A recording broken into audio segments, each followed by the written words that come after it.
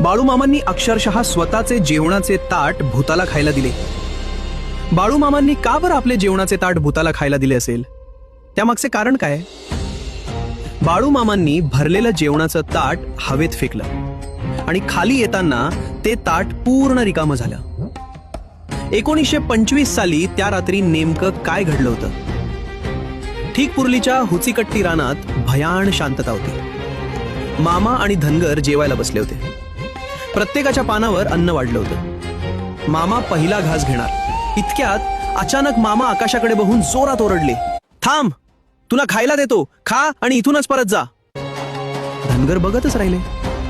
मामांनी समोरचं ताट पूर्ण ताकदीने आकाशात भिरकावलं। क्षणार्धात ते ताट खाली आलं, पण गंमत म्हणजे त्यात अन्नाचा एकही दाणा शिल्लक नव्हता। सगळे थरथर कापू लागले।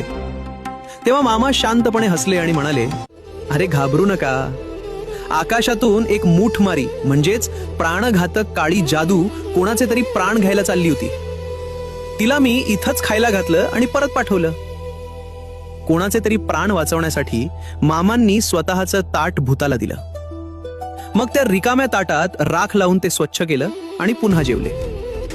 असेच बाळूमामांचे चमत्कार पाहण्यासाठी चॅनलला सबस्क्राईब करा आणि कमेंटमध्ये बाळूमामांच्या नावानं चांग भलं नक्की लिहा।